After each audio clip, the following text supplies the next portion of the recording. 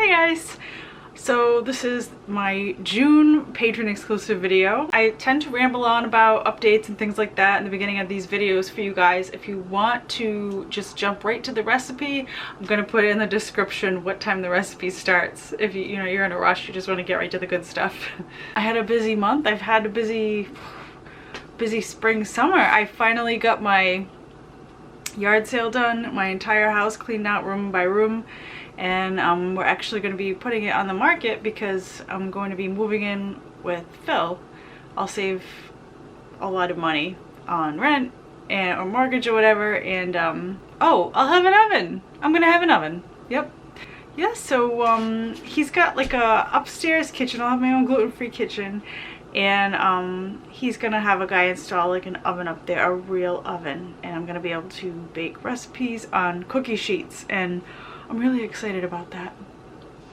But I'm stressed out too. It's a little nervous. That makes me a little nervous moving in with him. You know, we've been going out for a year.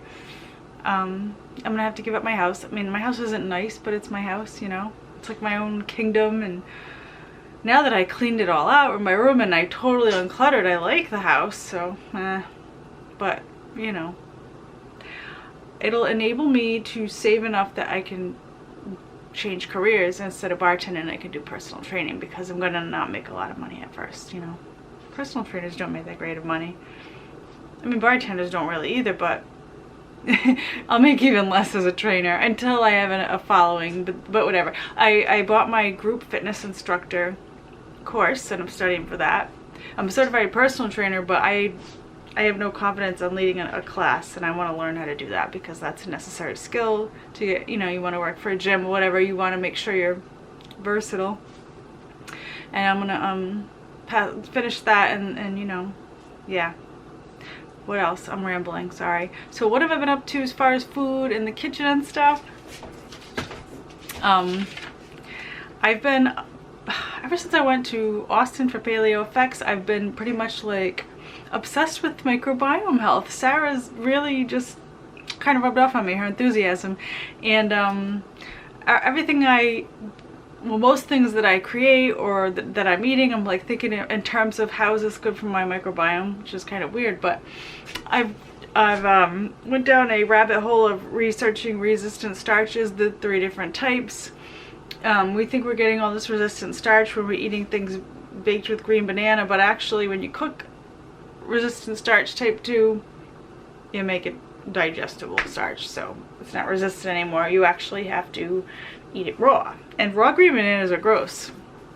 So I've been experimenting with recipes to try to incorporate those that are not gross. you can use a dehydrator. Dehydrator only runs at about 125 degrees, which isn't hot enough to break down the resistant starch. You need to get over 140, 150 to start breaking it down, so you still get that raw type 2 resistant starch from the green banana when you dehydrate it, but you can make it a lot more palatable. And I've been experimenting with granolas.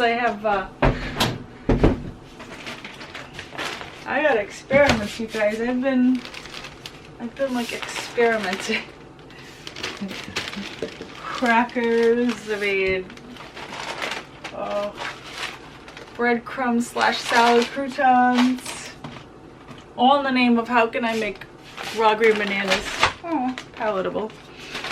And I have some stuff. Yeah, these little rounds are like kind of like crackers. The granola, I haven't even tried the granola yet. I have high hopes for this granola. I made so much stuff and then I just bag it up and I'm like, yeah, I'll eat that next week. Oh yeah, the overnight oats. I made overnight oats. The granola, actually, I made 2 kinds. Tiger nuts and yeah. Anyway, I'll eventually at some point be sharing those. So that was one of the tangents I've gone on in my free time in the kitchen. And I've also been researching a lot on how to incorporate edible insects because, well, you know, I've been making the shrimp salt to get my chitin in, and I'm gonna do a video, and then I have so many ideas, and it's just like I'm putting out one a week, and I probably have like 10 years of ideas worth. But so I try to just, I don't know. did I pull all these out? I can't get them back in the cabinet. My cabinets are stuffed with stuff that I made that I'm not gonna eat. Yeah, the edible insects. So I got some cricket powder, and I'm gonna incorporate that into some of my baked. I've been playing with tiger nut flour and plantain blend and making things like muffins and flatbreads, and I think the cricket powder would incorporate nicely into that, and also in some of my dehydrated granolas and things like that. Whole other tangent, once again spurred by the microbiome talk. Anyway, yeah, let's make some English muffins. Alright, we're gonna have a bowl of dry ingredients and a bowl of wet ingredients. We're gonna use 1 cup of tiger nut flour, which is gonna be 120 grams. Tiger nut flour tends to have lumps. I am not going to use a sifter. That is like way too much work. I just break up the clumps like this. They're not like super hard to break up. You can sift it if you want, but it's a step I don't feel like taking. Okay. 1/4 teaspoon of baking soda. 1/4 teaspoon of salt, or you can use, oh, you know what would be nice? Since these are English muffins. If you have any of this Primal Palette breakfast blend laying around, it's salt, garlic, onion, oregano, cinnamon, turmeric, sage. I think that would be a lovely season and blend for an English muffin. I'm gonna put a 1/2 teaspoon of that in there. But you could just throw in a 1/4 teaspoon of salt instead if you want.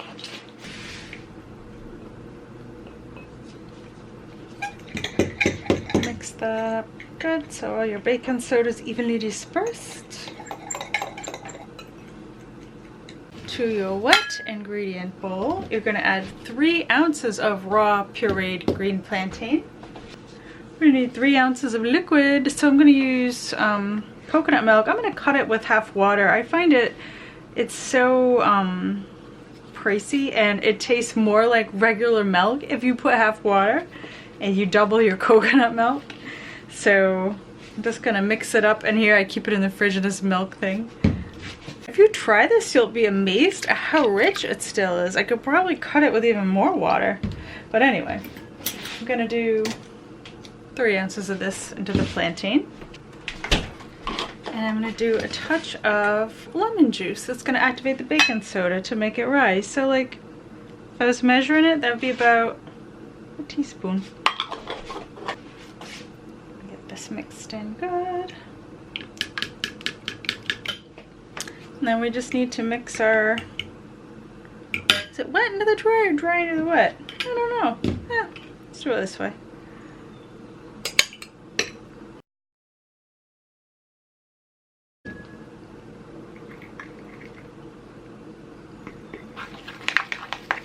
Alright, I got this olive oil spray at Trader Joe's. It's just olive oil with nothing else in it. So, if I can figure out how it works. Oh.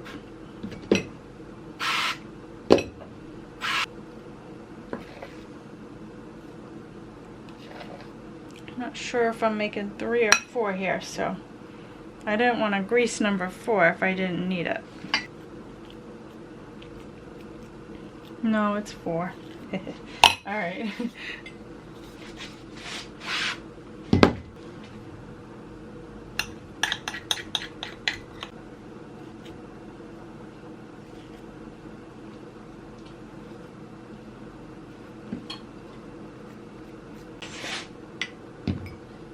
Yeah, close enough.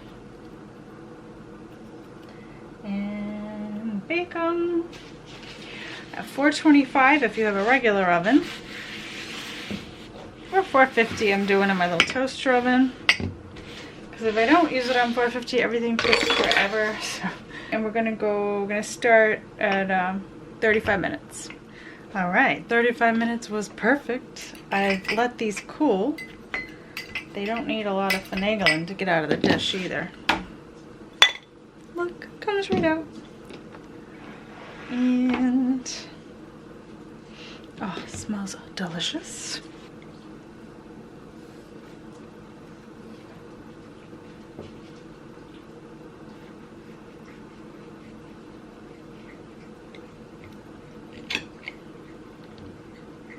Ha ha ha ha. Do you see that?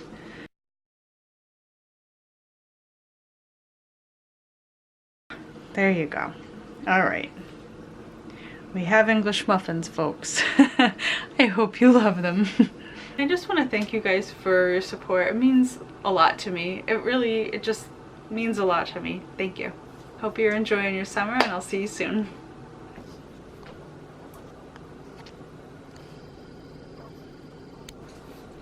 Make sure to get in all the cracks. I'm over here, Lulu. Honey, I'm way over. I'm over here. Can you? Here I am, Mama. What's the matter? You silly goose. Get back to work. Get back to work.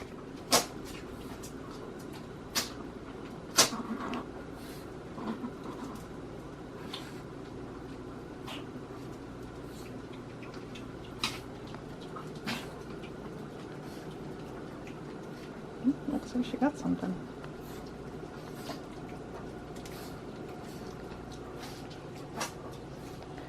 Did you find something good over there?